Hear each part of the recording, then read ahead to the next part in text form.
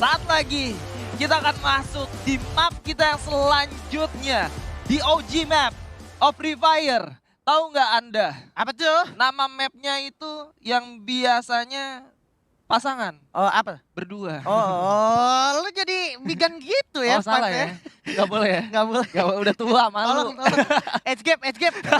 Kembali teman-teman, ini dia pesawat mengudara datang dari arah hanggar menuju ke arah area mill. Dan kondisi yang tidak terlalu strategis bisa aku katakan karena RRQ-nya datang udah pasti ke arah area factory, terus juga Stalwart udah pasti ke Pochinok gitu ya kan. Dan kondisinya kalau kayak gini mereka harus benar-benar cepat eksekusi lootingan early mereka sebelum mereka dihabisi kayak yang dilakukan Stalwart tadi. Tapi kita juga lihat gimana teman-teman dari EVOS Divine bermain sedikit lebih berani dibanding game sebelumnya. Mereka sudah mengirim playernya ke arah Nurekdam, Bung Skyla. Waduh, gawat banget kali ini.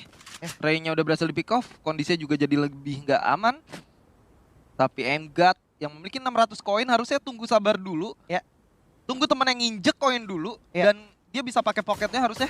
Dan ketika dia udah pakai pocketnya, jadi nggak sia-sia resource yang dia milikin gitu loh. Betul. Wow, intinya benar-benar lumayan tegang. Tapi Dosar juga nggak kalah tegang karena Captain-nya dihajar juga sama Team Flash. Ketika kita sadar Team Flash nggak nemuin musuh di mill, gerak dia ke arah Captain, Bung Skyla. Tapi ini nice banget sih, kayak Indostars bener-bener tadi ada satu kondisi yang tidak menguntungkan, Kocelnya bener-bener berhasil di pick off, tapi di trade sama seorang Kapten Lim. Ya. Dan ini dia, masih detik-detik di mana Artemis membaca pergerakan masuk ke dalam. Oh wow, bisa dihindari, masih bisa dikelabui, tapi bakal coba diadu lagi. Tembak. Nice. Anda lihat kan tim Flash ini juga tim yang sangat mengerikan di early game loh. Iya kan? Iya, Salah satu tim yang emang doyan banget fight early game. Betul.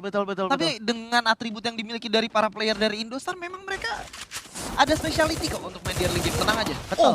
Oh wow, My God. itu ngeri sih. Loncat langsung hilang kepala sih, lumayan ngeri sih dari Iza ya.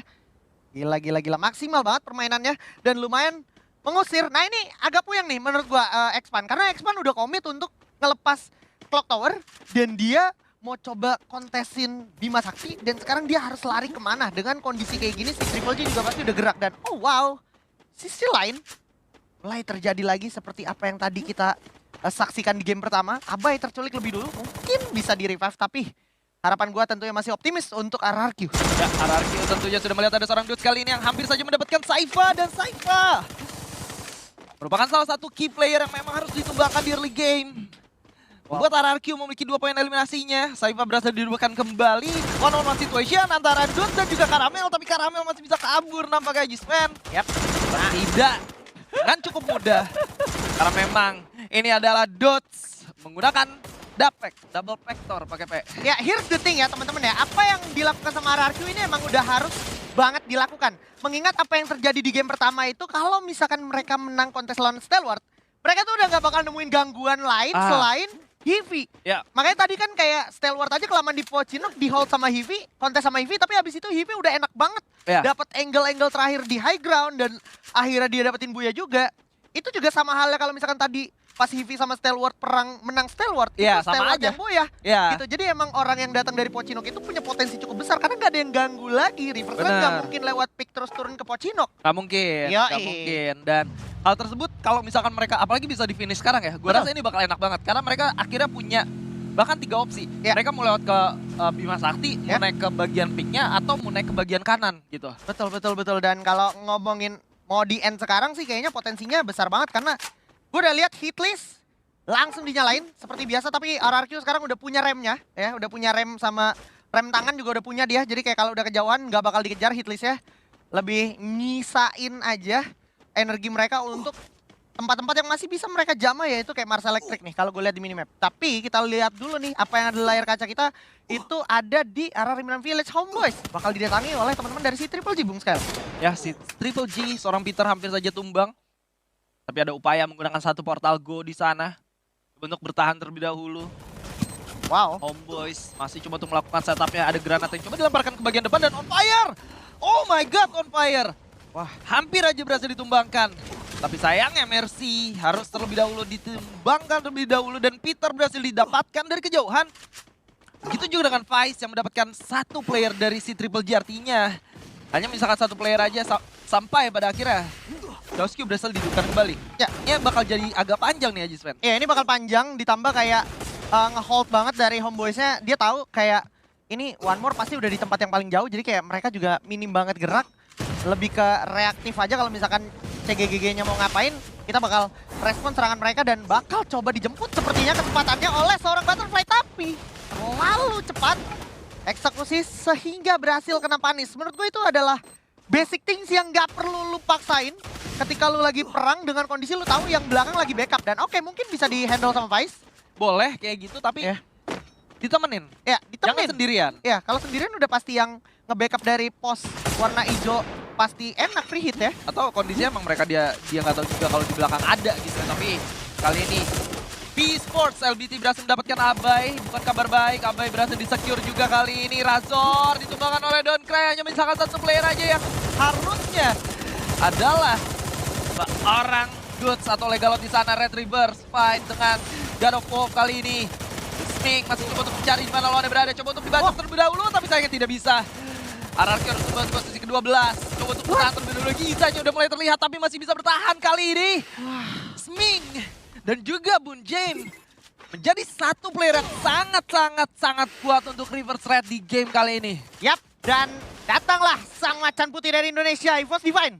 Enggak berhasil dapetin satu players, dan God of War kandas begitu saja. Kalau misalnya EVOS Divine mau oportunis, mereka bisa kejar dan sisirin area pick terutama ke Redline Mansion. Karena once mereka handle ini Reverse Red completely hilang, mereka enak banget. Mereka yang kendaliin area high ground, area pick. Ya, harusnya. Ya, Dan sebenarnya kalau gue jadi EVOS, gue bakal milih dengan koin yang gue milikin, gue bakal main di bagian dalam dari Caroline Mansion dulu, just in case kalau ada something happen. Kita bisa langsung hidupin lagi. Dan Zona pun masih mendukung mereka untuk bermain di sana anyway.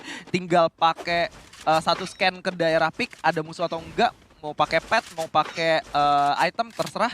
Tapi kita bakal lihat keputusannya seperti apa. Oh, mereka bakal coba untuk ambil center of the zone. Ini juga nggak salah menurut gua. Nggak salah. Ini juga satu tempat yang cukup baik untuk di defense. Apalagi kalau mereka tiba-tiba memutuskan lari ke kota tua atas. Nah, itu bakal menjadi perfect.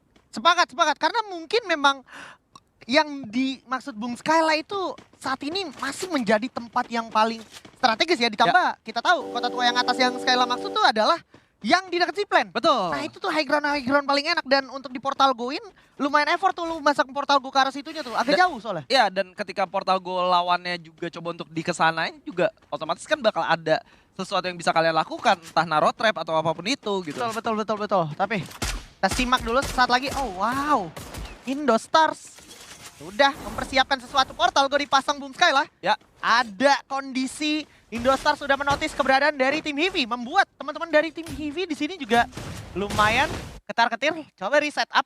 Tapi serangan tak terhindarkan lagi. Indostars mulai coba menguasai area grounding. Sementara Heavy udah kecicil, udah kekikis banyak banget di sana Bung Skyla. Ya, dan kali ini bakal langsung coba dilakukan rushing oleh teman-teman dari Indostar. Membuat seorang Kabi berhasil di take down dengan cukup mudah. Komit dilakukan oleh A-Team Dir, dan itu dia fight yang terjadi. Harus langsung menghadapi satu situasi yang tidak menguntungkan nampaknya. Tapi 1-1 sudah terjadi, bahkan 1-2 sudah berhasil didapatkan oleh tim Indostars. Indostars sudah memiliki mentalitinya. Mereka sudah berhasil untuk mendapatkan di mana poin kemenangan mereka, di mana mentality yang harus mereka tetapkan di sana. Dan pada akhirnya tim Heavy pun harus tumbang di posisi ke-10. Wow. Nah, here's come the new challenger nih. Here comes the new challenger. Mereka habis dari area Arsenal, langsung datang. Dan juga Indostars juga tahu betul positioning mereka tadi nggak boleh overtime di arah tempatnya Heavy berada. Makanya mereka agak sedikit narik dulu keluar zona. Tapi bukan menjadi satu hal yang baik-baik saja nih untuk Indostars ternyata. Karena Reverse Red notice mereka narik ke belakang Bung Skyla. Sampai di commit, sampai di rush, dipaksa keluar zona sama seorang eksplosif dari Reverse Red. Coba didobrak dulu pertahanan dari anak-anak Indostars. 1 lawan 2 adalah hal yang tidak mungkin. Tentu saja bakal di double pick. Dan ini bakal menjadi pundi tambahan poin untuk Reverse Red. Sepertinya Indostars harus putar otak. Indostars bakal berpikir dengan cukup keras padahal mereka udah membuka semuanya dengan cukup baik menurut gua. Ya. Berhasil dapetin 1-2 player, kehilangan 1 player menurut gua it's not a big issue karena sebenarnya masih ada pocket juga. Yang pertama, yang kedua mungkin lu bisa ke belakang untuk beli nyidupin temen lu lagi. Tapi dengan datangnya reverse threat itu menjadi satu hal yang sangat unfortunate untuk teman-teman dari Indostar pada akhirnya. Sepakat. Dan oh wow, kita lihat ternyata aksi selanjutnya bakal ada di sekitaran area Caroline Mansion. Tadi udah sempat ada di baku serangan dari Expand dan juga si Triple G. Namun ini yang kulihat kayak improvement dari Expand. Mereka tahu betul ketika power tempur mereka udah nggak bisa dipaksain buat overtime, mereka langsung nggak kayak buang banyak waktu, dia langsung bahkan buang portal go-nya untuk dia narik gitu. Ya. Itu tujuan yang menurut gue cukup bijak banget ketika mereka sadar ini masih banyak banget orang, masih 32 alive. Ya, dan kali ini EVOS lebih memilih untuk straight go into the zone ketimbang seperti EVOS pada biasanya. Kenapa gue bilang tadi kayak kalau gue jadi EVOS gue bakal coba untuk ke Caroline Mansion. Karena biasanya mereka bermain menjadi tim yang cukup di zona lambat. Bener. Gak terlalu terburu-buru. Benar. Tapi mereka sadar betul di week pertama it doesn't go as a plan. Dan pada akhirnya mereka memilih untuk kayaknya kita harus langsung masuk deh ke dalam. Ya, ditambah memang karakteristik permainan EVOS bersama dengan Gedai kurang lebih mainnya kayak gitu ya. Iya. Jaga-jagain, nyisir-nyisirin area belakang. Tapi kita lihat aksi tak terhindarkan langsung dieksekusi oleh seorang player, yaitu X-Roy dan kawan-kawan dari tim Expand. Bisa dapetin 1 player lagi. Depan mata mereka, nggak mau mereka sia-siain. Bahkan lu bisa lihat gimana Homeboys satu di pick off begitu saja.